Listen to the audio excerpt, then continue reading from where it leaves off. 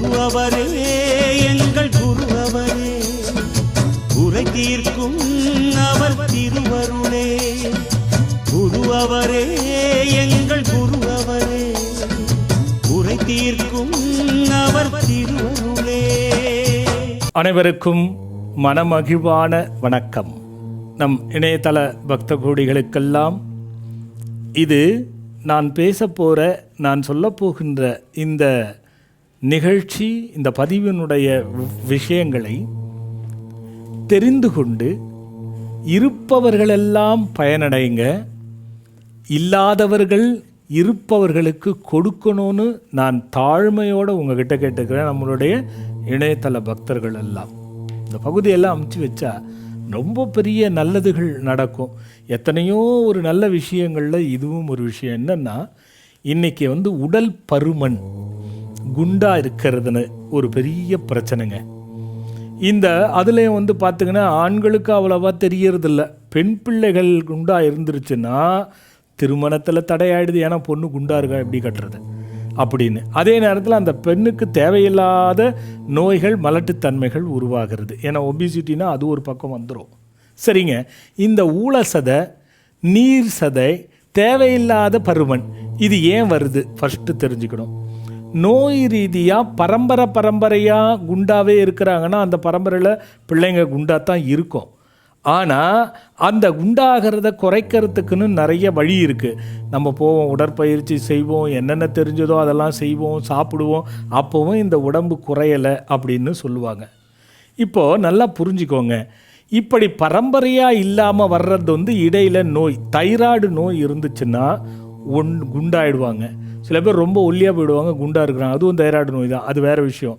பரப்பளவில் குண்டாகிறதுக்கு காரணம் தைராய்டு நோய். அது இருக்கான்னு செக் பண்ணிக்கோங்க. ஏன்னா நான் இப்போ சொல்ல போகிற மருந்து அப்படி தைராய்டு இருந்துச்சுன்னா வேலை செய்யாது. அதுக்காக நீங்கள் அதை ஒரு நல்ல மருத்துவரை பார்த்து பரிசோதனை செய்துக்கணும். சரி, ஏன் பொதுவாக இந்த குண்டாகிறது, உடல் பருமன் வருதுங்கிறத சொல்கிறேன். பெண் பிள்ளைகளும் நல்லா கேட்டுக்கோங்க, ஆண் பிள்ளைகளும் கேட்டுக்கோங்க. பெற்றவங்க நிச்சயமாக நீங்கள் கண்காணிச்சுக்கோங்க. வேலை தவறி சாப்பிடுவது என்பது நிச்சயமான தவறு. நீங்கள் நினச்சிக்கிறீங்க வேலை தவறி சாப்பிட்டா கண்ணுக்கு தெரியாமல் நமக்கு உடல் பருமனை கொடுத்து விடும். முதல்ல அதை தவிர்த்துருங்க. அரை மணி நேரம், 1/4 மணி நேரம் தள்ளி போகலாம், ஆனால் சுத்தமாக தள்ளி போய் சாப்பிடக்கூடாது. இப்படி சாப்பிட்டால், நான் கொடுக்கின்ற மருந்தை சாப்பிட்டாலும் கூட உங்களுக்கு உடல் குறையாது. இது ரொம்ப முக்கியன்றதுக்காக சொல்கிறேன். இரண்டாவது விஷயம், காற்றை வயிற்றில் விடக்கூடாது. நல்லா புரிஞ்சுக்கணும். உடலிலேயே பருமனுக்கு அதிக பளுவு கொடுப்பது எதிரானா இந்த வயிறு தொப்பத்தான் அதிக பளுவை கொடுக்கும். பார்த்திங்கன்னா உடம்பு ஒரு 50 கிலோ இருக்குதுன்னா இந்த வயிறு மட்டும் அதில் 5 கிலோ இருக்கும். அப்போது இந்த வயிறு ஏறுவதற்கு காரணம், இது தொப்பை பெருப்பதற்கு காரணம், இந்த உடல் பருமனுக்கு காரணம் எதுன்னா காற்றை சேர்ப்பது. காற்றை சேர்ப்பதுன்னா என்ன? இப்போது ஒரு இடத்துக்கு போகிறீங்க, பசி எடுக்கும் உங்களுக்கு. சரி, கொஞ்ச நேரம் 1 மணி நேரம் பொறுத்து சாப்பிட்டுடலாம், போய் அங்கே சேர்ந்துடலாம் நினைக்கும் பொழுது வயிற்றிலே காற்று உருவாகிவிடும். அப்படி அந்த காற்று உருவாகி நீங்கள் காலதாமதமாக போய் சாப்பிடும்பொழுது என்ன ஆகுன்னா, அந்த காற்று இருக்கின்ற அந்த ஜீரண பையிலிருந்து குடலில், சிறுகுடலிலிருந்து பெருகுடலிலிருந்து பெருக்கடித்து விடும். அதனால் என்ன பண்ணணும், நீங்கள் எந்த பஸ்ஸில் போங்க, காரில் போங்க, எதில் வேணாலும் போங்க, கையில் ஒரு பாதாம், ஒரு பிஸ்தா, ஒரு பேரிச்சம்பழம், ஒரு முந்திரி, இந்த 4 ஒன்று கூட வச்சுக்கோங்க. இதெல்லாம் சேகரித்து வச்சுக்கோங்க. அல்லது கொஞ்சம் மூக்கடலை வேக வச்சு கூட வச்சுக்கோங்க.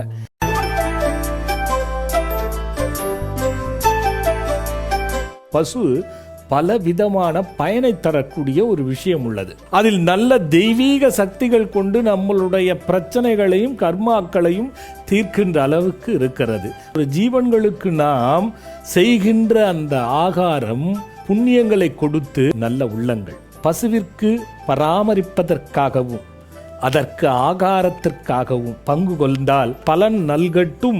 உங்களால் முடிஞ்சது வருகின்ற அந்த அக்கௌண்ட் நம்பரை பாருங்க, அதில் போடுங்க.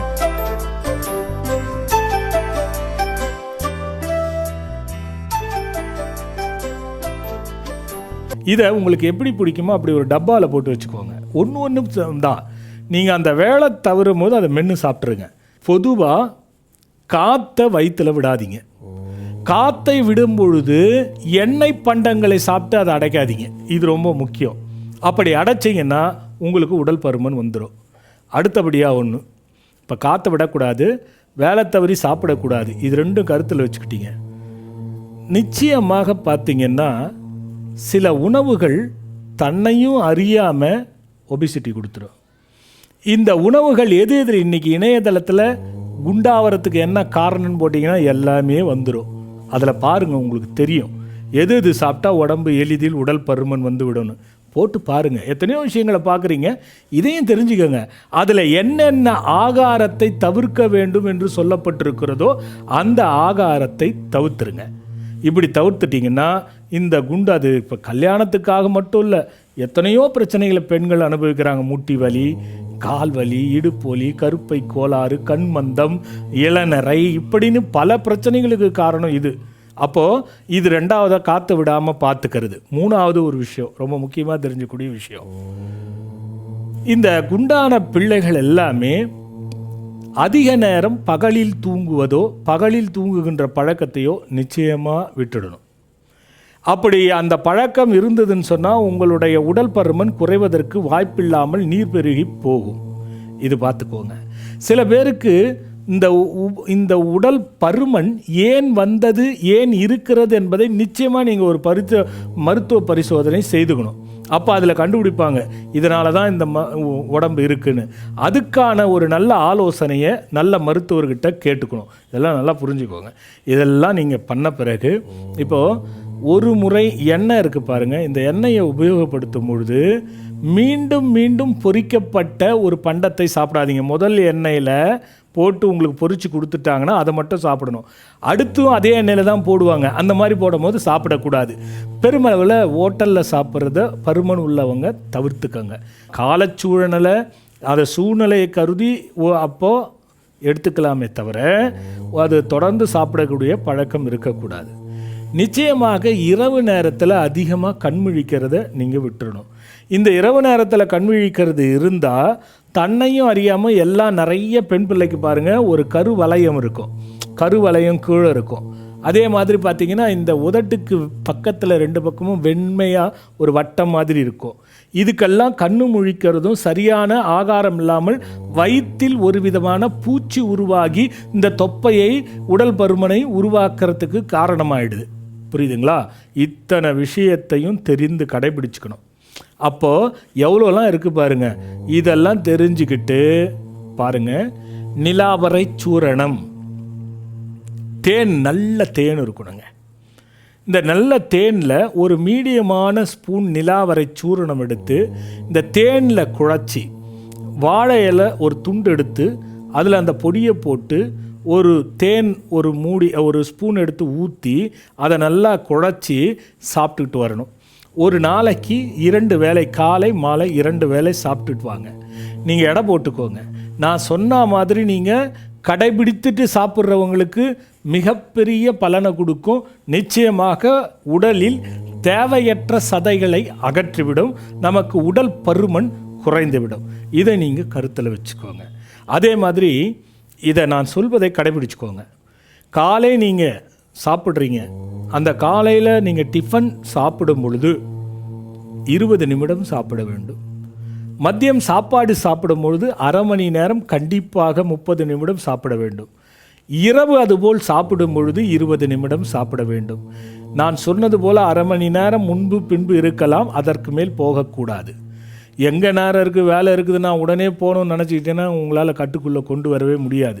மருந்து என்பது, மணிமந்திர ஔஷதம் என்பது 25 பாகம், 75 பாகம் நாம் பின்பற்றுதல், அதை நம்ம வச்சுக்கணும்.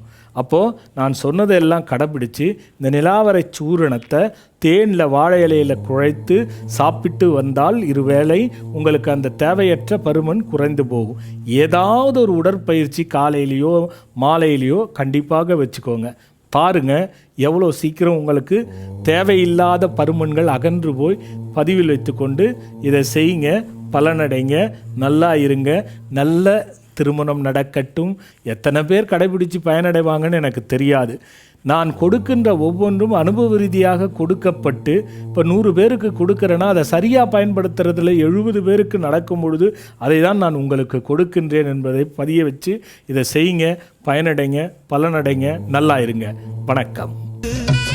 அடியார்கள் இல்லை என்றால் ஆண்டவன் இல்லை, அடியார்கள் இல்லை என்றால் ஆண்டவன் இல்லை, எந்த குருவருளும் இல்லை என்றால் எதுவும் இல்லை, உலகில் எதுவும் இல்லை.